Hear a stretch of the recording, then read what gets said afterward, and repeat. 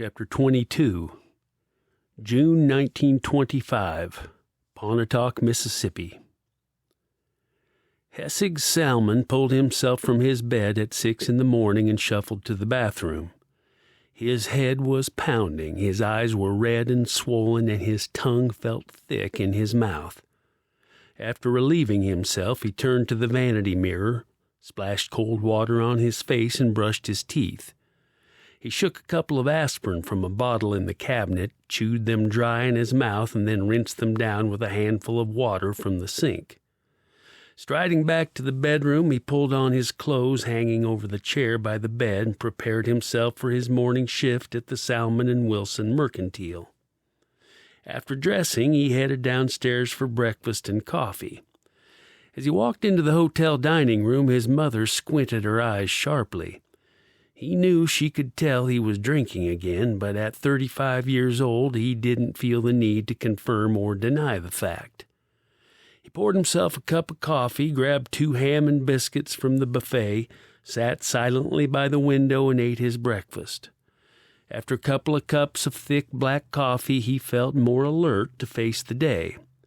Now that he remembered correctly, he had big plans this evening.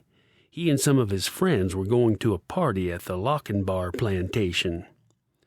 When the Gordon family emigrated from Scotland in the early 1800s, they built an antebellum plantation house named Lochinvar.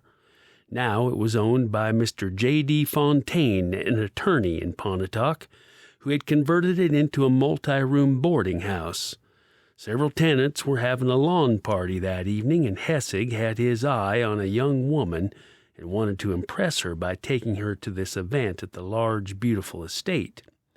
He smiled at the thought, and his family came into the room as he moved his chair back from the table. His wife held the 5-year-old Rosanelle in her arms, and 9-year-old Ruth, 11-year-old Mary Lou, and 13-year-old May stopped to greet their father on the way to school. They climbed over their father, giving him hugs and kisses before sitting at the table. Hessig rose, kissed his wife on the top of her head, told her he wouldn't be home until late, and left for work at the mercantile store next door. Myrtle's face remained impassive as she stared out the window and urged the girls to be off to school. The day moved slowly, and Hessig's thoughts kept returning to his date for the evening. Maggie Smith was a 25-year-old woman he met at a party a few months earlier, and he was obsessed with her. She was young, fresh-faced, firm-bodied, and full of life. The first time he met Maggie, he heard her laugh from across the room, and he walked through the crowd at the party to see who was making the tinkling sound. He spied her in a small group in the corner. Her dark hair was wavy and cut just to her chin. She wore a band around her head that matched her daring sleeveless dress cut in a deep V on her ample chest.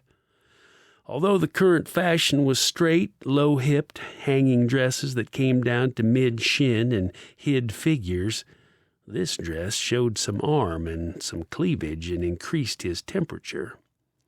He'd spent much of the evening watching her, and it wasn't until he had managed a few stolen sips of whiskey from the flask in his pocket that he worked up enough courage to introduce himself.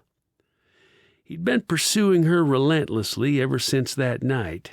He had picked her up several times at her run-down tiny home on the edge of the town of Hulka and had taken her for drives and supper. Each date had ended with progressively longer kisses and the urgent need to see her more.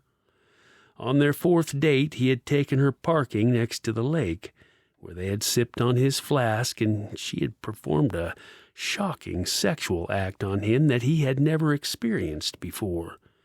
His wife had no sexual experience before their marriage and merely lay in the bed and let him have his way with her, but Mag had learned a few tricks somewhere, and he didn't want to give her up.